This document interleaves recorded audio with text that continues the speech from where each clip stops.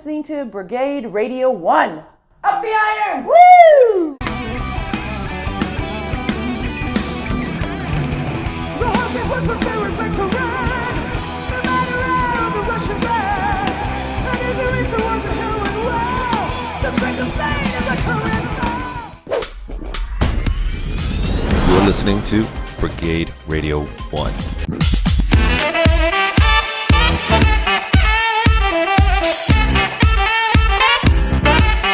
Now that ends, and you have the moment where you realize, and everyone in this room's had this moment where, now what am I going to do? I hope I have another job. Are you trying to line up a job before I Roots 2 did. wraps? I did, and I actually got on at Universal. In my first day, there was a woman named Vivian Bowman who ran the location department at Universal. Right.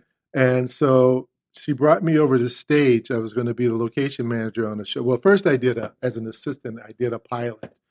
And then they threw me right into, here, you're going to do your show.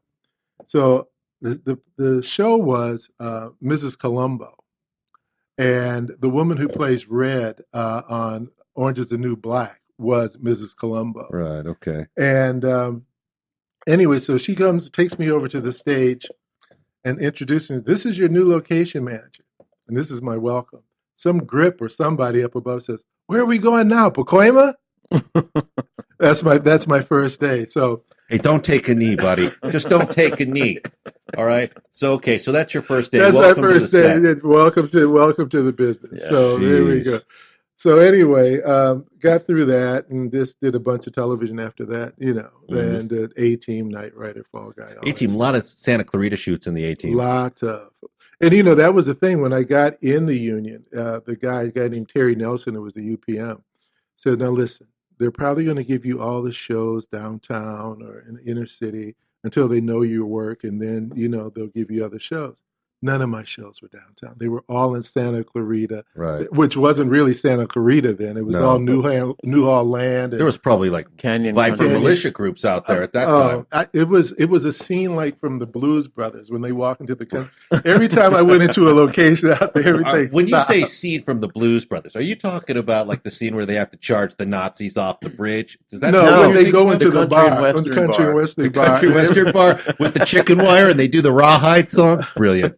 It's Absolutely like brilliant. everything would stop, and but Yeah. I mean, it was great. It was fine. So, because both Dirk Benedict and Dwight Schultz did this show, and they said that Mr. T would not work past 5 o'clock because George Papard would not work past 5 o'clock.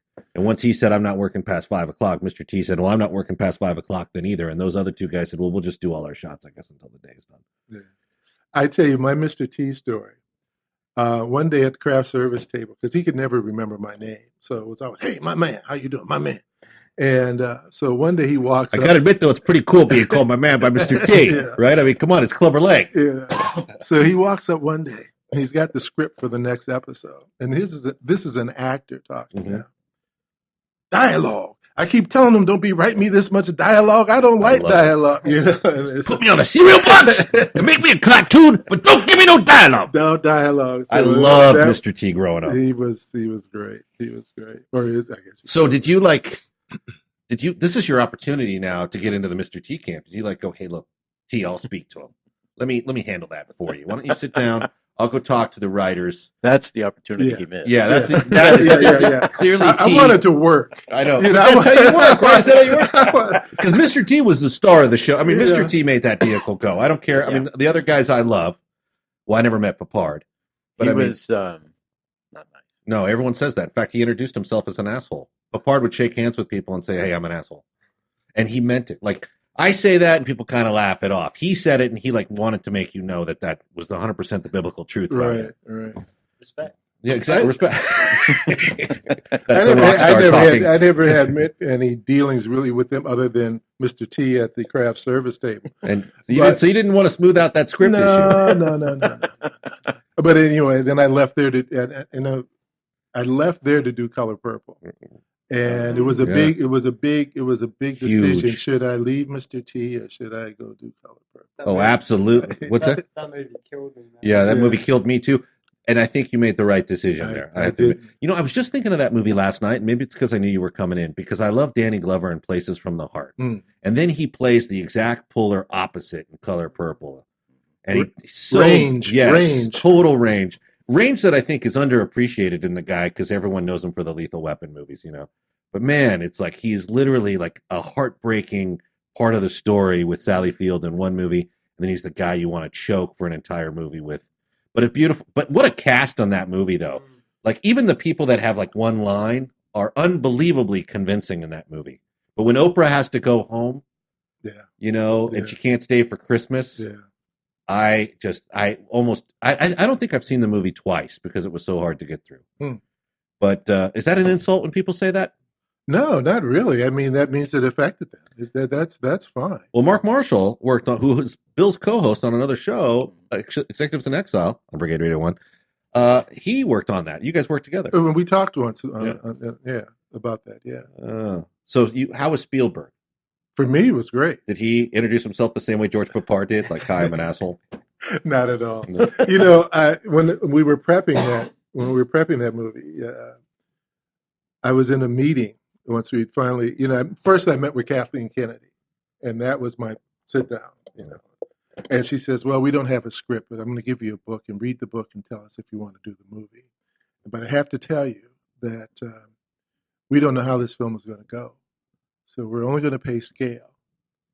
And I'm sitting there trying to act like. Did you sit back and go, Kathleen, if scale's good enough for you, it's good enough for me? No, I'm thinking, I'm just coming from the A team. All we're getting is scale. You know what I mean? I'm just doing television. Exactly. But anyway, I said, well, okay. And I read the book, and of course I wanted to do it. So we had the first meeting, and I'm sitting in this room at Amblin, and here's Michael Riva, production designer. Here, the late Michael Riva, Steven Spielberg, Quincy Jones, Kathleen Kennedy, Frank Marshall, and me. And I'm like, what the hell am I doing? Now, you know what? The meeting I want to be in on, Kakai, is the meeting where those guys are all sitting together and somebody goes, I got our location scout. He's up in Santa Clarita working on the A-Team. This is your guy. This is not the guy from Winds of War, not the guy from Patton or MacArthur. We got a guy working on the A-Team. This is your guy. But you obviously didn't let him down. And he will take care of script issues. Yes, and when a cast member has a problem, consultant, you know, can do it all. Yeah. So anyway, operate the camera, do that too, you know. Yeah. So you're in the meeting. And first of all, what are they serving in a meeting like that? I can't even remember it, you know. Oh, see, I'd remember every single detail about that moment. You know, I noticed that. I looked at your memory. It's so great, you know, the different details, the lines you know from different films. It's so great. I had to take some notes and make sure I got certain things. I don't understand what it is with me because I can't remember what I did this morning, but I can tell you about a line in The Color Purple. It's weird. Yeah. And I will say, though, if whatever you want to say about Whoopi Goldberg, if you look at that movie, that is one of the most unbelievably genuine performances that, you know, whatever you want to say about her as a comedian or on The View, it's a shame people don't remember that moment in time more. Because it was just so unbelievably gut-wrenching to watch her play that part out. It really was. You know, and you know, you see that young Lawrence Fishburne in there. Yeah. He plays, you know, and it was just so many people. Adolph Caesar, who played Mister's father. Now, I loved him in A Soldier Story. Did you see it was great. Hey, let me ask you about Lawrence Fishburne.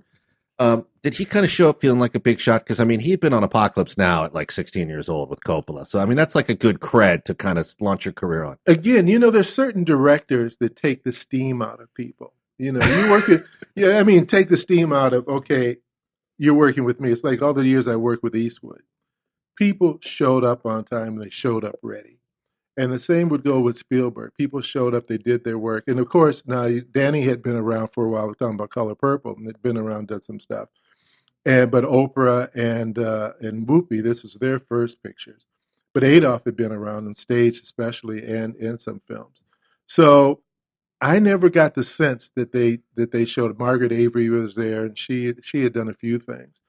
But it was so much of a family kind of oriented, you know, picture. And everybody knew they were making something special. They didn't know how good it was going to be, but they knew based on the story they were making something special. Well, they were probably getting scale too. So yeah. So I'm guessing that they read the book and committed to it based on what the property was. The property and, hey, I get to be in a movie with Spielberg. Right? Well, that's your golden ticket. I got a quick question before I forget it. I'm going to jump the timeline.